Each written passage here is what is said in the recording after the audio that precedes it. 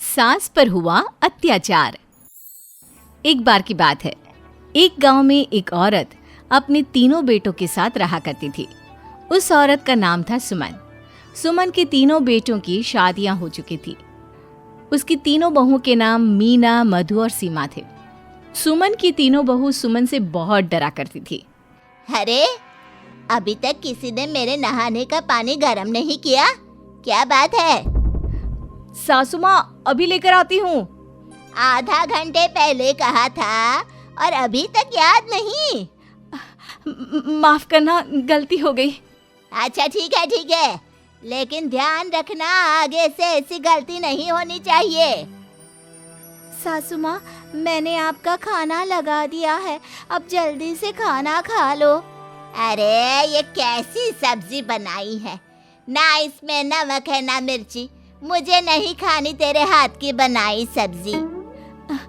कोई बात नहीं सासू माँ, मैं आपके लिए दूसरी सब्जी बनाकर लाती हूँ। मेरी बहू को जरा भी अकल नहीं, ना ठीक से काम करती है ना ढंग से खाना बनाना आता है। अगले दिन शाम के वक्त, अरे अभी तक घर में दिया बाती क्यों नहीं हुआ? सीमा बहू, तुझे कह कर गई थी ना मैं। मम्मी जी, वो मैं रसोई में खाना बनाने के लिए गई थी ना, बस इसी चक्कर में भगवान का दिया बाती करना भूल गई। अरे रहने दे, अपने ठाकुर जी की पूजा अपने आप ही कर लूंगी। तुम बहुओं से कुछ नहीं होने वाला। सुमन जी के सख्त व्यवहार के कारण उनकी बहुएं उनसे दूरी बनाकर रखती थी और उनसे बात भी नहीं किया करती थी। सुमन जी के डर की वजह से उनकी तीनों बहुएं घर का काम करके अपने अपने कमरों में चली जाती। इस वजह से सुमन जी कभी कभी बहुत अकेलापन महसूस किया करती थी। एक दिन सुमन जी उदास होकर मंदिर के बाहर बैठी हुई थी, तभी वहां पर पंडित जी आ गए। अरे क्या हुआ सुमन जी, इतनी उदास क्यों बैठी हुई हैं आप? अरे भाई, आपका तो पूरा भरा पूरा परिवार है, फिर किस बात की उदासी? अरे क्या बताऊं पंडित जी, तीन बहुओं के होते हुए भी अकेली रह गई हूँ। मेरे से कोई बात ही नहीं करती। अरे सुमन जी, 3 बहुएं हैं, कोई तो बात करती होगी। अरे ना पंडित जी, सब अपने अपने कमरों में घुसी रहती हैं। घर के काम करके मुझसे तो बात ही नहीं करती। मैं अकेली की अकेली रह जाती हूँ। कहीं ऐसा तो नहीं कि आपकी तीनों बहू आपसे डरती हो? हाँ पंडित जी, बात तो सही है कि डरती है। वो क्या है ना, मैं उनको डांट कर रखती हूँ। सुमन जी, आप एक काम करिए, कुछ दिन अपनी बहुओं को डांटना बिल्कुल छोड़ दीजिए और उनसे खूब प्यार से बात करिए। फिर देखिए, आपको अकेलापन बिल्कुल महसूस नहीं होगा। अगले दिन से सुमन जी का व्यवहार पूरी तरह से बदल चुका था। सुबह सुबह जब मीना उनके लिए नाश्ता बनाकर लाई, अरे वाह बहू, कितना बढ़िया और स्वादिष्ट नाश्ता बनाकर लाई हो। सासू माँ, सच में आपको मेरे हाथ का नाश्ता पसंद आया? हाँ बहू, बहुत ही स्वादिष्ट नाश्ता बनाया है आज तुमने। सासू माँ, मैं आपके लिए ये साड़ी लेकर आई थी, पता नहीं आपको पसंद आएगी या नहीं। अरे वाह वाह वाह वाह बहू, साड़ी तो बहुत सुंदर है। पसंद नहीं, मुझे बहुत पसंद आ गई।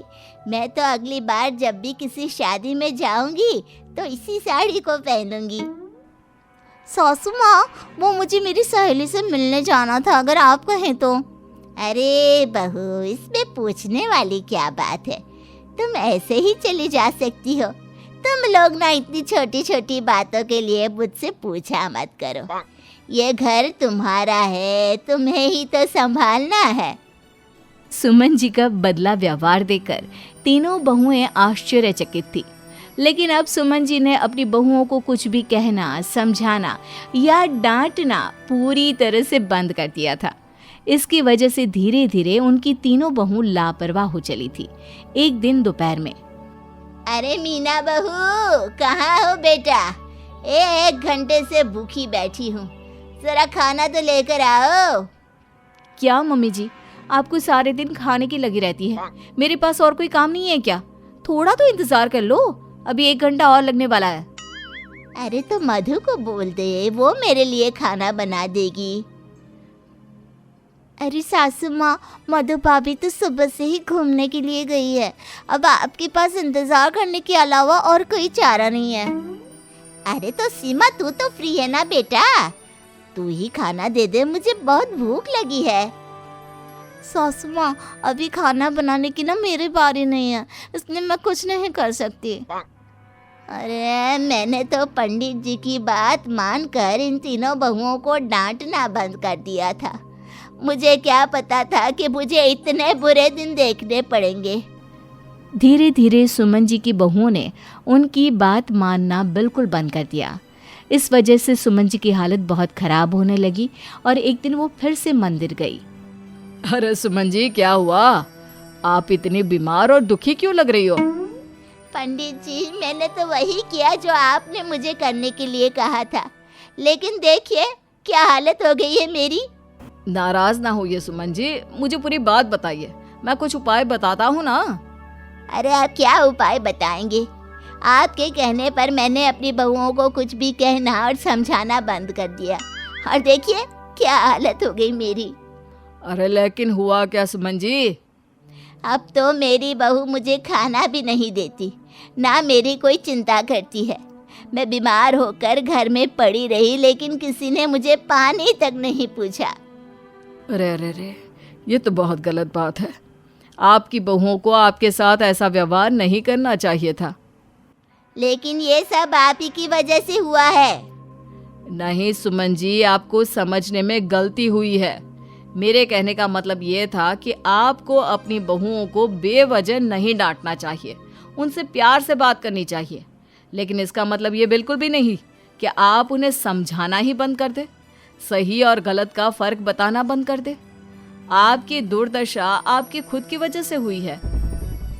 हाँ शायद, लेकिन अब मैं क्या करूं पंडित जी? देखिए, आपको अपनी बहुओं को वक्त रहते समझा कर रखना चाहिए था। गलती तो आपसे हो गई है। अब सुमन जी को पंडित जी की बात समझ में तो आ गई थी कि उन्हें बहुओं के साथ गलत व्यवहार नहीं करना चाहिए था, पर इसका ये मतलब भी नहीं था कि उन्हें सही और गलत बात के बीच का फर्क बताना या समझाना भी बंद कर देना चाहिए था। सुमन जी ने अपने व्यवहार को फिर से सुधारा और उनके परिवार की खुशियां लौट आई।